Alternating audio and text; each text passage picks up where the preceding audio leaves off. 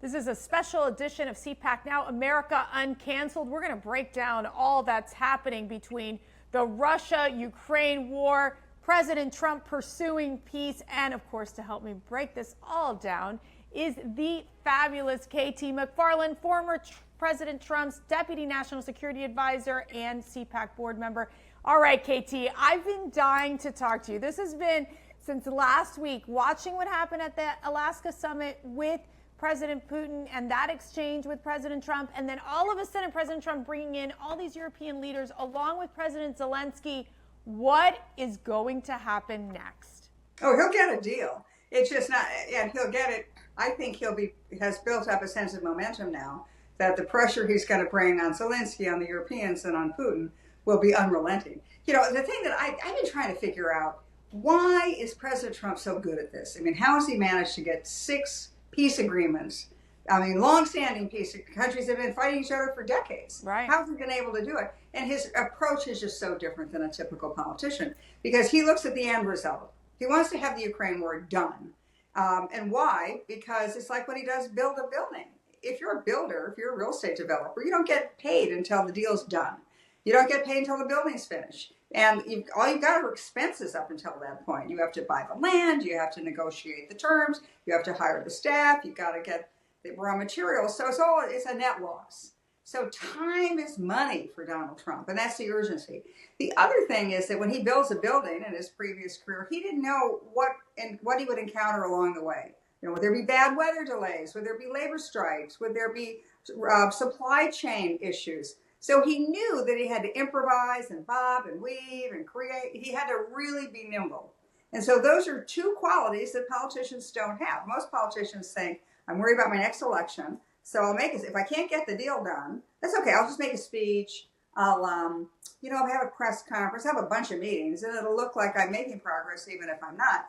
And a politician won't really bob and weave and pivot. He'll have one position that he sticks to for fear that he's going to be criticized for doing something wrong or making a mistake. Trump's not like that. So that's why he's so successful. Now, what does this deal look like in the end? Well, we're getting the outlines of the deal. Ukraine's probably going to give up some land. Russia seems to be okay with a NATO-like, some kind of security guarantee that the Europeans, and maybe with our cooperation or assistance, would give to Ukraine. But he's getting there. He's just going to push and push and push until they go to the negotiating table. Okay, I want to play this clip from the meeting with President Trump and Zelensky. Let's take a listen. I don't think you need a ceasefire. You know, if you look at the 6 deals that I settled this year, they were all at war. I didn't do any ceasefires. And I know that it might be good to have, but I can also understand strategically why, one country or the other wouldn't want it. You have a ceasefire and they rebuild and rebuild and rebuild, and, maybe they don't want that. But if you look at the 6 deals that we made peace and long-term, long-running wars, I didn't do any ceasefires. I like the concept. I like the concept of a ceasefire for one reason, because you'd stop killing people immediately, as opposed to in 2 weeks or 1 week or whatever it takes. But we can work a deal where we're working on a peace deal while they're fighting. They have to fight. I wish they could stop. I'd like them to stop. But strategically, that could be a disadvantage for one side or the other. But all of these deals I made without even the mention of the words ceasefire. Okay, so no ceasefire. He wants to go straight to the peace agreement. You have the Democrats with their hair on fire saying, wait a second, what do you mean? We got to do a ceasefire.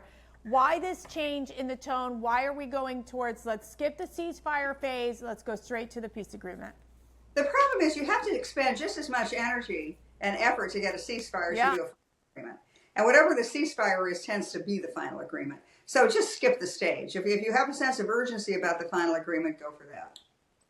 I got to ask you here as well. We've seen that, when it was the Alaska summit, it was all this, kind of the president, and he put this out on the Truth Social, basically criticizing the media for them not, I think, covering it unfairly, saying that Putin was winning in this deal, KT. Is Putin the one that's winning in this deal, as the fake news has said? It keeps reminding me, you have a lot of kids, I have a lot of kids. It's like our kids were little and they'd be in the back of the car on a trip, family trip, and say, are we going to get there yet? We're there. When are we going to get there? When are we going to get there? look, come on, relax, guys. Trump knows exactly what he's doing. Right. He's 7 chess moves ahead of everybody else. And, he's going to, again, he even said it to Brett Baer when he was on his way to Alaska on Air Force One. He said, I'm not going to tell you what my position is. I'm going to have to bob and weave. I'm going to see what Putin wants. I'm going to have to, respond to him. I'm going to improvise. I'm going to pivot.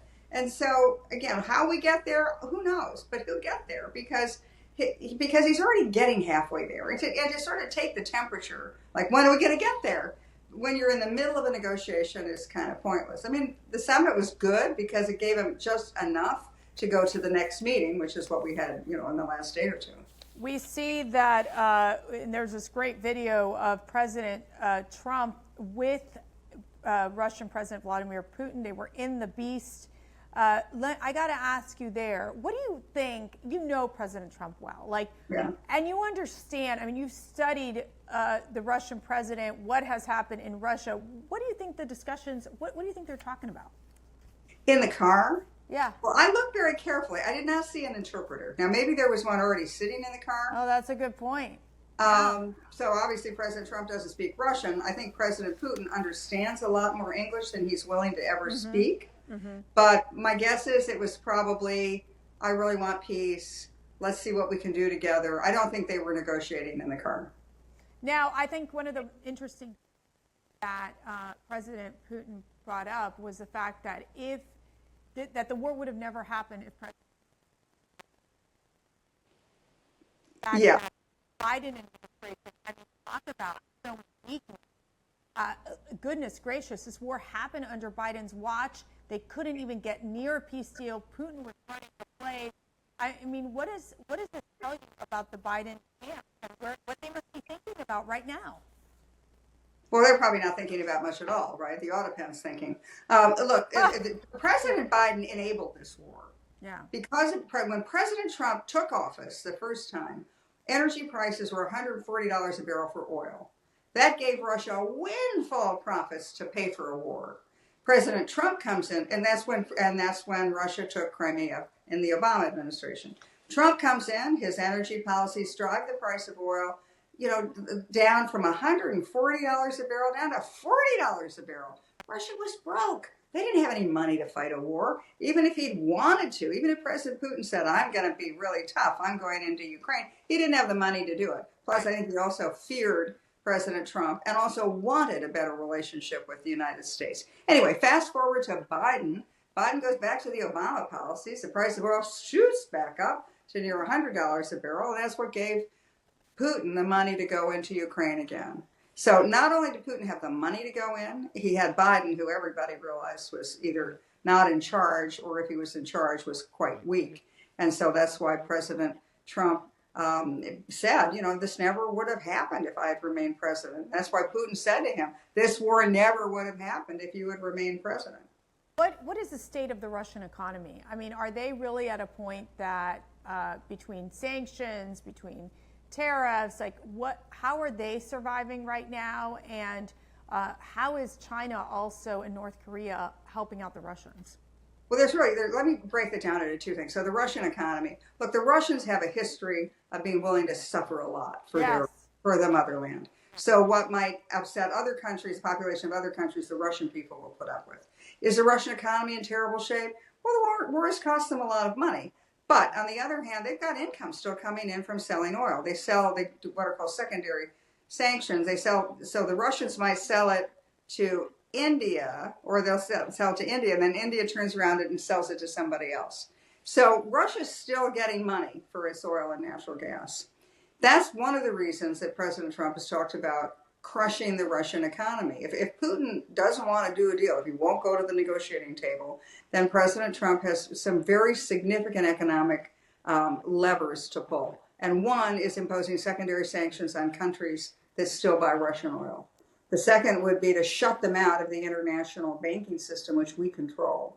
So there are things he could do. He doesn't want to do them. And that brings me to the answer to the second part of the question. Right. Why? I mean, President Putin could, if he wanted to, he still has the money to fight a war for a long time. Right. And he's winning this war. It's a war of attrition. He's winning it slowly, like a meter at a time. It's really almost a frozen front, but he is winning. But what President Trump was trying to do is not just end Ukraine and not just end the war. He's looking ahead to China. The whole deal is China. China's the big threat to the United States. China combined with Russia is an existential threat to us. So Chinese technology, Chinese money, Russian resources, Russian weapons, all aimed at the United States, is really tough for us to deal with alone. That's why at the very beginning of President Trump's first term, he wanted improved relations with Russia. He did not want Russia and China getting together. Now, because of the intelligence community, what we now know is the fake Russia hoax, all of the Democrats, all of the efforts of sort of the elite Washington to scupper and to sabotage any U.S.-Russian improvement of relations meant that nothing happened. There was no ability to improve relations with Russia, even if we had wanted to and they had wanted to. It was prohibited. So what President Trump's doing now is he wants to end the Ukraine war, but without alienating Russia. He wants to have better relations with Russia without losing the Ukraine war. Why? It's all about China. He wants to do what's called a reverse Kissinger. My boss, Henry Kissinger, put a wedge between China and Russia in the 1970s to divide them. What President Trump is trying to do is put a wedge between the two countries again. This time, China's the more powerful country. And that wedge, by the way, was, it was all because of Joe Biden's incompetence that the Chinese and the Russians have this alliance. So I got to ask you this part, because I do think that there is a sense of keep almost like your enemies closer, like keep Russia close. But explain to me this dynamic on how like the neocons are reacting to this, right? Because there is a sense of like, you've got to just, fight against Putin the whole entire time. Like it's definitely this sort of like good versus evil. How is this different than, like, for example, when we were dealing with this under Reagan, when it was President Reagan, when it was the Cold War, when it was tear down this wall? Mm-hmm. Give us a sense of how you see it differently from the Reagan time to now with Trump. Trump is Reagan. Trump is Reagan 2.0. Reagan won the Cold War because he bankrupted the Soviet Union with our superior economy, trade position, and technology. And that's what President Trump's doing, is he's saying, I want commerce, not chaos. I want technology, not terrorism. And so he's playing to our strengths, which is our economy, our ability to be the world's most important marketplace. And so I think they're, in fact, quite similar. President Reagan won the Cold War without firing a shot. And I was honored to be, a foot soldier in the Reagan Revolution. And President Trump is doing the same thing. He's going to win. He's going to prevail, but he's going to use American technology, American economic prowess. He's not going to grab the gun, which is what the neocons do. And what really frustrates me is the neocons, whether they're Republicans or Democrats, right. The forever war guys, the forever war party. What you say to them, well, how are you going to end this Ukraine war? Well, Ukraine, Russia can't win. Putin's a bad guy. Okay, so how are you going to win the war? Well, Putin shouldn't win. So then you say, well, do you want America to start World War III? Is that how you think you're going to win this war? Well, no, but, Putin can't win. So they go around this circle, and they never have a plan.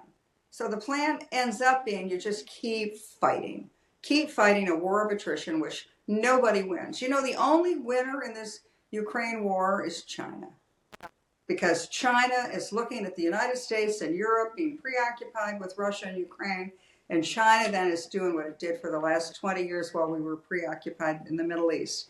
They're just moving to they want to be the world's superpower, the global superpower. And they think if we're tied up with Ukraine and Russia and Europe, we'll never get around to them.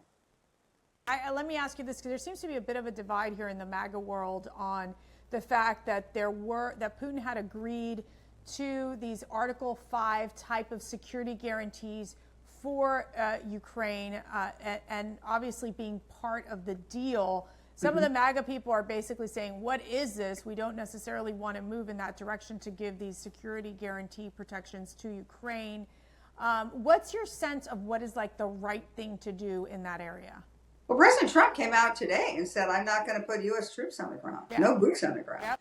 So, America first means we're not getting involved, sucked into another war. But there's a lot of other stuff we can do to help Ukraine without getting sucked in militarily. If the Europeans want to fight, fine, buy American weapons and fight. If they want Ukraine to keep fighting, great. Europe pay for our weapons, which is what's happening now. But as far as President Trump being like tricked into some war, no, he's going to end this war. He's not going to escalate this war. Yeah, I want to play this clip from President Trump where he does talk about President Zelensky and President Putin. Let's play. All of us would obviously prefer an immediate ceasefire while we work on a lasting peace, and maybe something like that could happen. As of this moment, it's not happening, but President Zelensky and President Putin can talk a little bit more about that. You know, in the 6 or so wars that we stopped, we haven't had a ceasefire.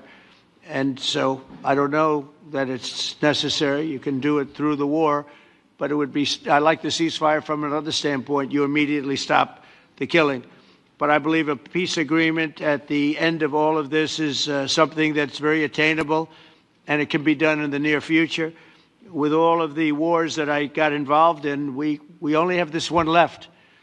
Of course, as I walk out the door, there'll probably be a new one starting, and I'll get that stopped too. But I thought this was going to be one of the easier ones. It's actually one of the most difficult. They're very complex. The next step would be for a trilateral meeting, and that will be worked out. And I just look forward to working and having a great result. So, KT, do we end up where he's basically saying, look, guys, it's up to you guys. And if you guys want me to be in this meeting, I'll be in this trilat with you. Do you foresee a trilat happening? Yeah, and I think President Trump will be there because Zelensky I will do be too. there, and President Putin will want him there. And once they're all three in a room, it's going to be very difficult with the persuasive powers of Donald Trump. Yeah. It's going to be very difficult for them to storm out unhappy. Because remember, it's not just the Ukraine war. I mean, the Europeans and the neocons are all focused on Ukraine. Trump is focused on China. Trump is focused on a bigger relationship with Russia. Putin is focused on a bigger relationship with Russia. So I think that once they get into the room and President Trump locks the door and says, we don't leave until it's done, I think they'll get it done. Do you think, I want to shift gears a little bit into what we've been seeing lately with FBI Director Kash Patel finding all these documents, KT. I mean, this is something that's personal to you.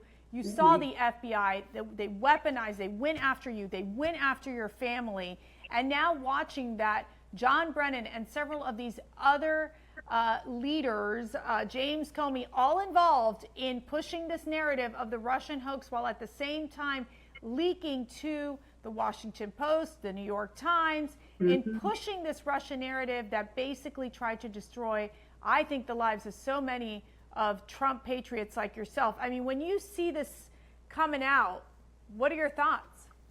These guys are so tricky. I mean, they knew how to work the system. They knew how to leak to the press. They also know that it's a crime to destroy classified documents, but it is not a crime to hide them or to lose them.